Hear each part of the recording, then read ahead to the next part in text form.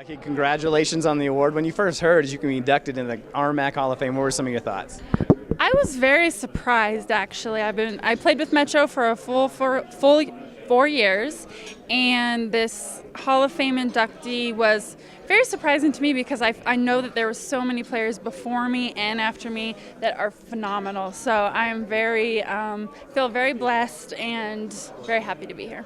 And I'll throw a surprise question at you. But we know about the Adams States of the world. Metro State still building their way up in the sports, and they have a lot of great things under them. And talk about being part of Metro State and creating a sports legacy for them. I think Metro State has a fantastic sports legacy, especially in the last 10 years. While I was there was a national championship in basketball. There was a soccer national championship right as I was leaving. Unfortunately, no volleyball championships yet. But I think that Metro, with the leadership they have from the athletic department and the coaching staff that they have, the sky's the limit for them. So talk about, 4 years at Metro State. Talk about your time at Metro and how great it was. My time at Metro was probably one of the best times of my life.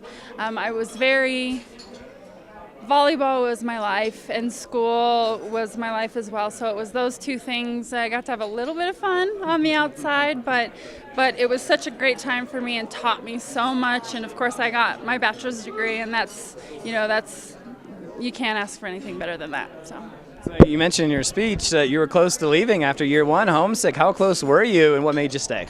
I was very close. I remember driving on the long bus ride to Kearney and sitting in the back seat all by myself, crying the entire way to Kearney because I just didn't want to be there. I was far away from home. I was being taught a brand new system and a brand new way to play the game, and it takes a while.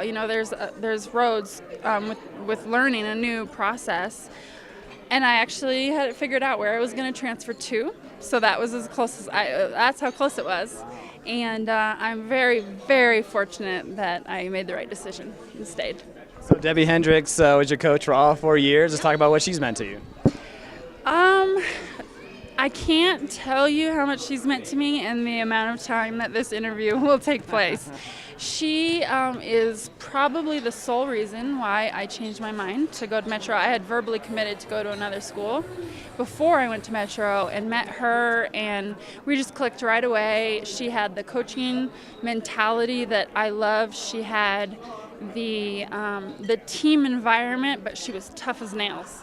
And that's the kind of thing where I felt like she cared about me, but she was going to win, and we were going to figure out a way to win, and that's what I wanted, and it was perfect fit for me. So is there a moment that stands out to you in 4 years? A lot happens in 4 years. You talked about some of the jokes in your speech as well, the crazy experiences, but is there a time that stood out to you? Absolutely. Our biggest rival, I would say by far in the 4 years that I was playing, was Kearney. And we went and played at Kearney in front of 3,500 people, and we beat them 15-13 in the fifth game. So that was by far the most intense, incredible match of my life. And I just remember the whole team, we call it flow. The whole team had this flow, and it was great. I'll never forget that game as long as I live. What was that bus ride like home? Well, actually, you want to hear the funny thing about that? We drove to Fort Hays the next day, who, thank God, is no longer in the conference, and we lost.